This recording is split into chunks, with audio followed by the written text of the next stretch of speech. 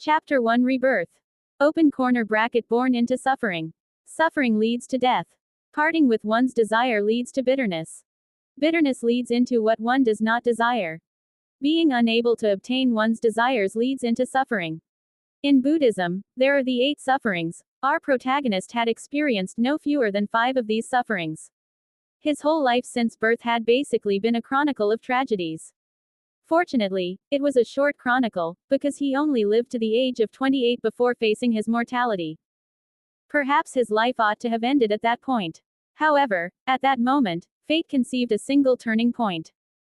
Nian turned over. A feeling of wetness arose from his back as his clothing clung closely to his skin. It was an uncomfortable sensation. He vaguely recalled having been shot in the back and collapsing onto the ground. His blood flowed out, seeping into the earth. Isn't it just death? He lay there calmly where he collapsed. To silently pass away like this, couldn't this also be considered a peaceful death of sorts? He had lain in ambush for 5 whole days at the gates of the Cao Shu mansion. There, he waited with great anticipation for his target to emerge. In the moment when Cao Shu nearly disappeared into his vehicle, Nian pulled the trigger.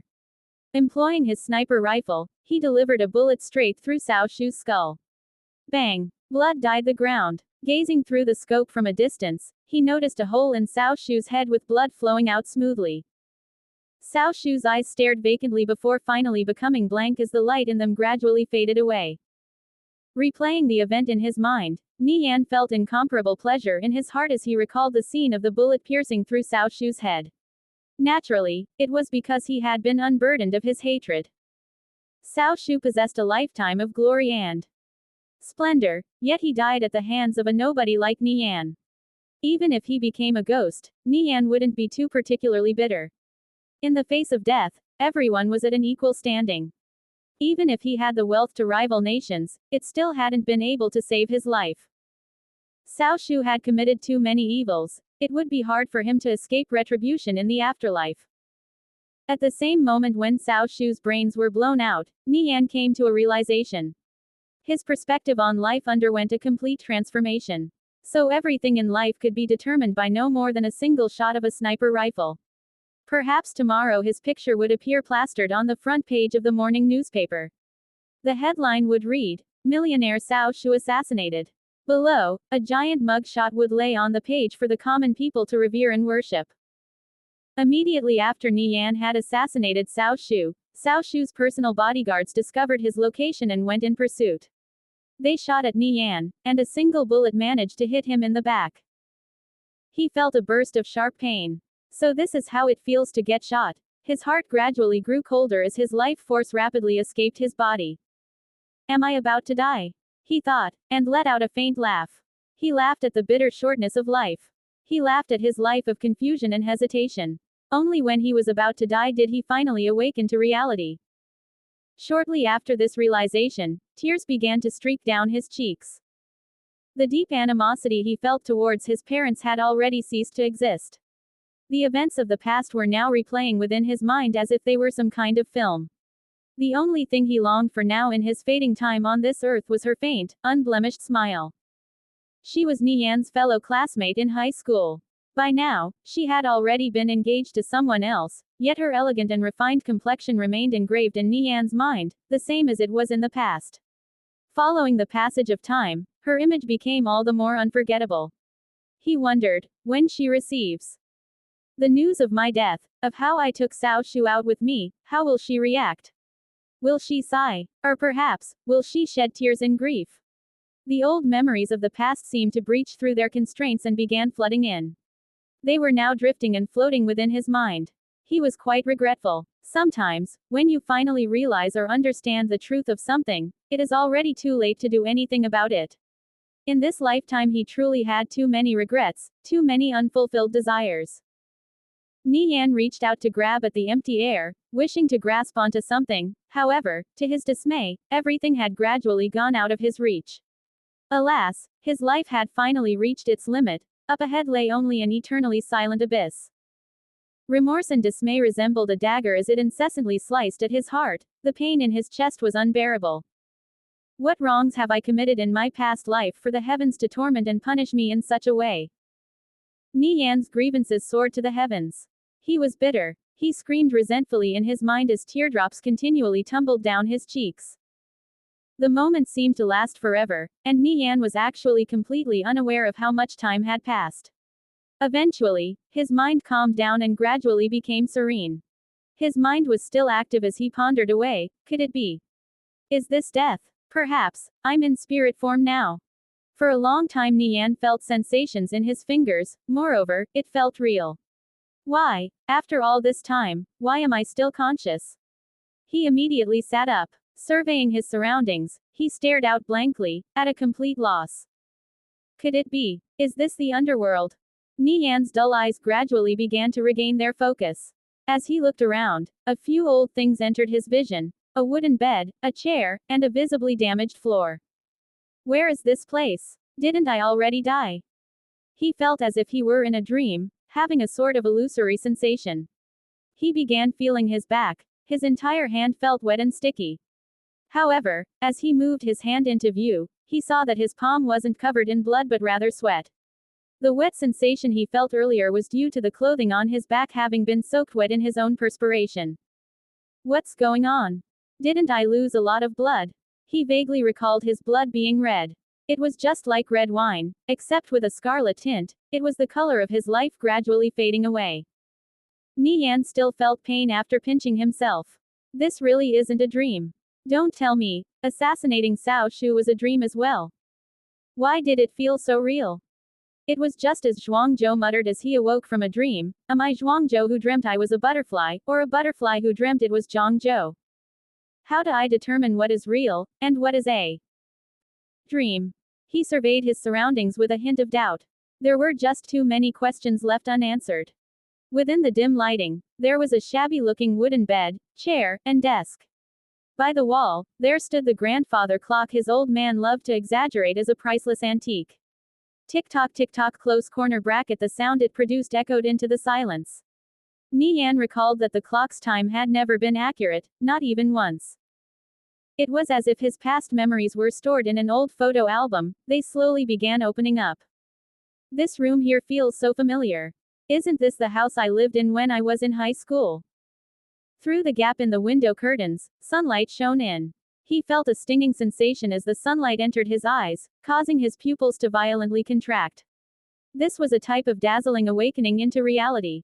I'm still alive. Nian stretched his right hand forward. He gazed at its tenderness and slight immaturity before noticing the sickly pale skin tone.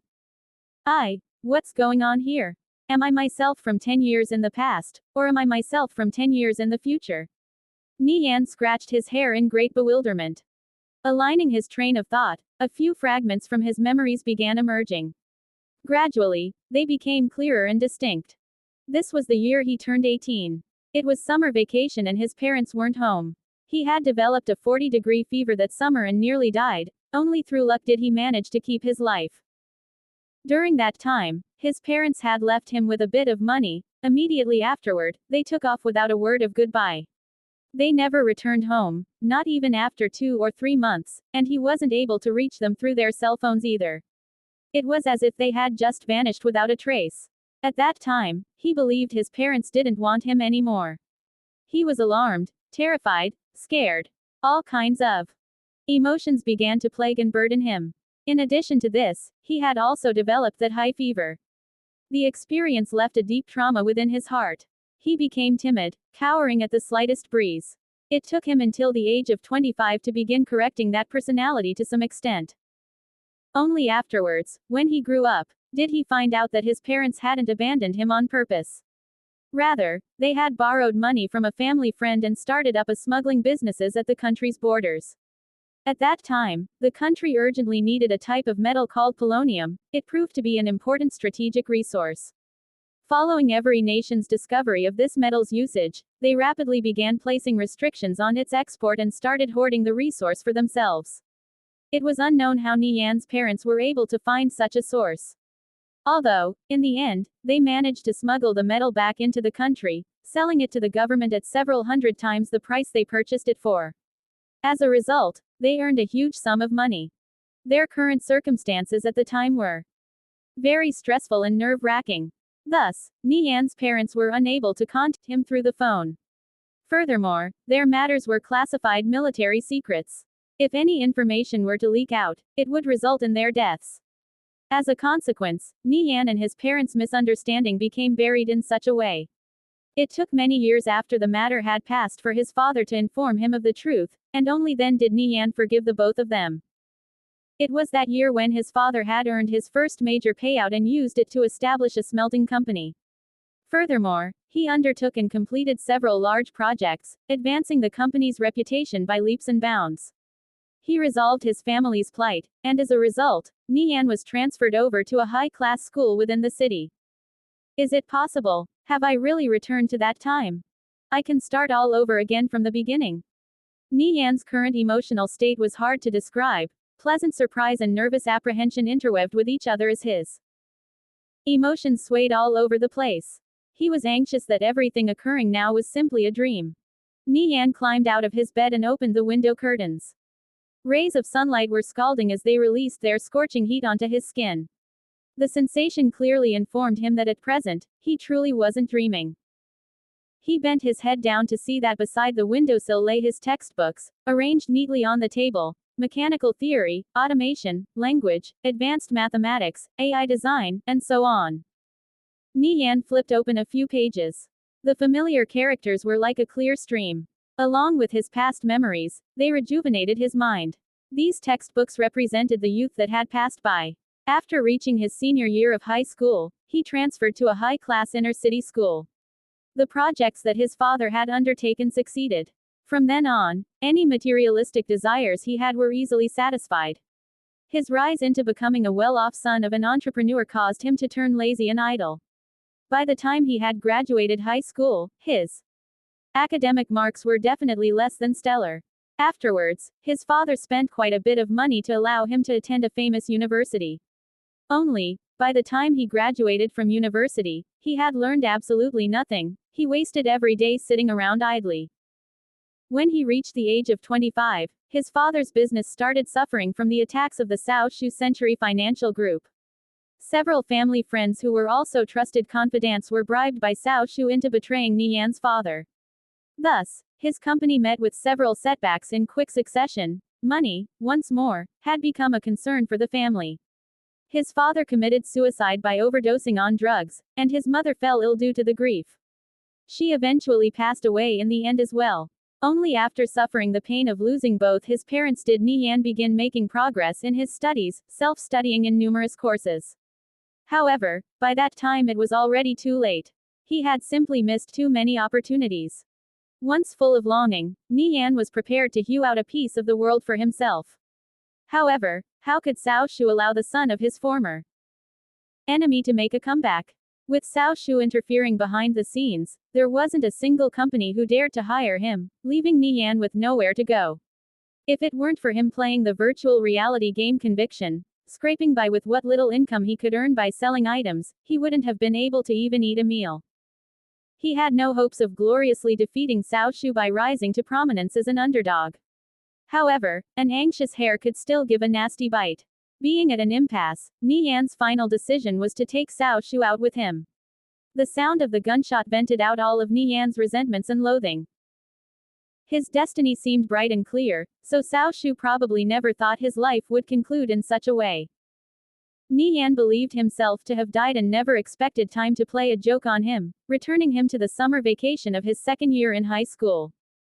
And though he still wasn't able to contact his parents, he could at least be certain they were still alive. When he thought of this, tears began filling his eyes.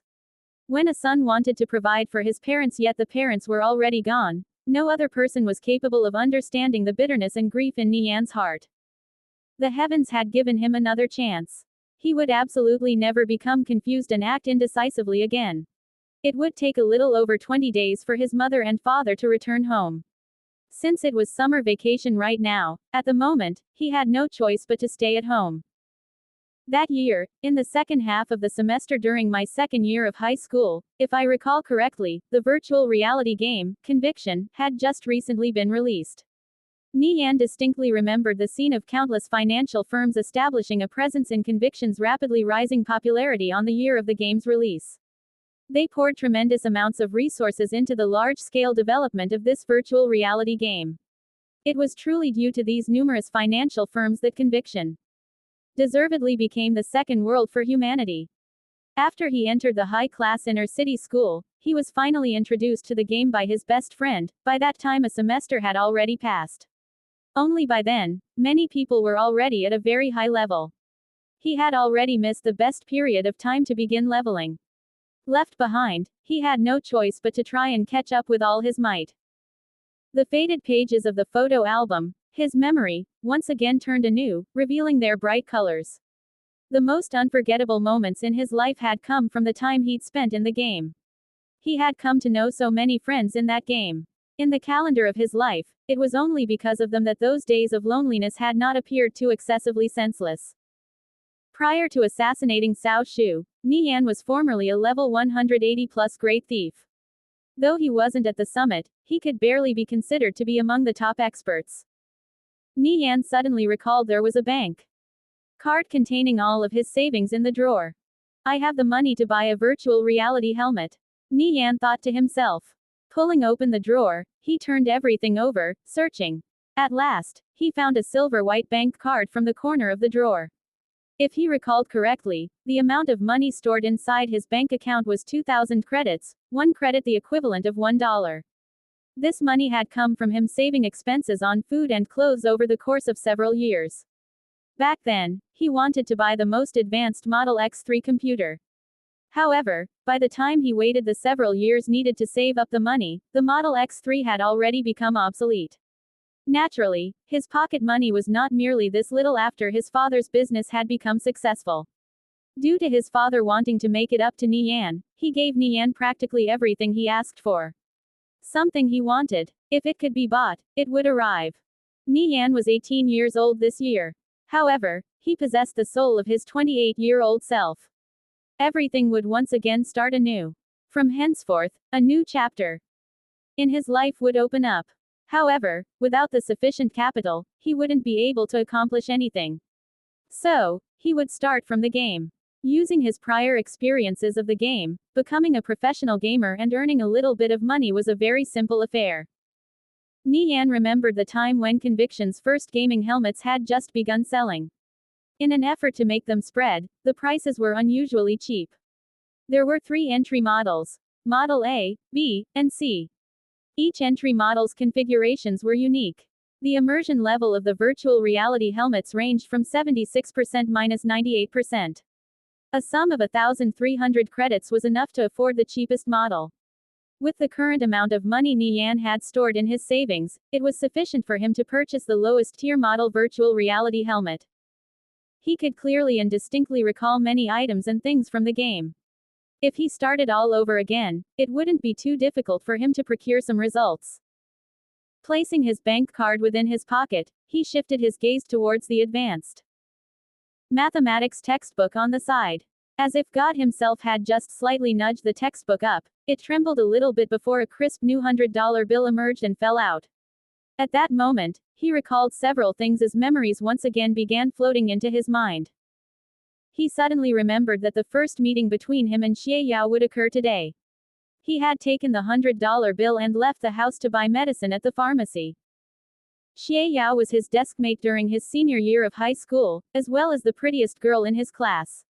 Once again, he reminisced on this past event, a segment of his life that he couldn't bear to look at without causing his wrists to tremble. After nearly a decade had passed, Xie Yao and the publicly recognized gifted student in his class, Lu Rui, had fallen in love. The two of them had moved together to the moon. Only after he and Xie Yao communicated through several calls did he find out Xie Yao was not the least bit happy. When matters relating to the past in his senior year of high school were brought up, both of them would sigh incessantly. If he had just been a little bit more courageous, if only he wasn't so gutless and inferior in front of Xie Yao. Perhaps, he wouldn't have missed his chance. Sometimes, there were decisions that lasted for an entire lifetime. They would become regrets that one would never be able to resolve. At the time, Xie Yao always liked wearing a white skirt. Pure and beautiful, her appearance remained engraved deeply in Nian's heart. This sort of melancholic yearning was just like the sound of a flute playing in the evening, tranquil and far away in the distance. Nian glimpsed at the shabby-looking clock, the hands pointing to 3 o'clock. There still might be enough time. He picked up the $100 bill, rushed down the stairs and out the door. His family lived in a suburban district. It was extremely bleak. A shabby street that wasn't at all wide, and as the wind blew over, it picked up a lot of dust. Contrary to what one might expect, many trees were seated on either side of the street. Under the blazing hot sunlight, they remained lush and flourishing, casting shade on the earth below them. Greeted with a hot afternoon, no pedestrians could be seen walking by. Cars were also few and far between. Occasionally, 1 or 2 hover cars would drive by. In the past, Nian had loathed this town very much. However, after his reincarnation, as he once again met with this bleak place, Nian did not feel loathing or disgust. To the contrary, he unexpectedly felt an amiable familiarity. This was the place he lived in when he was 18 years old. Before Nian reached the age of 25, he was timid and weak. It was not unrelated to the living environment of the former years of his life. He was just a little boy from a small town whose family suddenly became wealthy, and because of this, he was transferred over to a high-class city school. Originally during his first and second year of high school, his academics could actually be regarded as pretty exceptional. However, by the end, it was the complete inverse. He was also frequently ridiculed for wearing tacky clothing. In addition to the events that occurred during that hot summer, it caused him to have a very low self-esteem and left behind many psychological insecurities. By the time he moved to a new environment, he had already become insecure and timid, seemingly never fitting in with everything and everyone.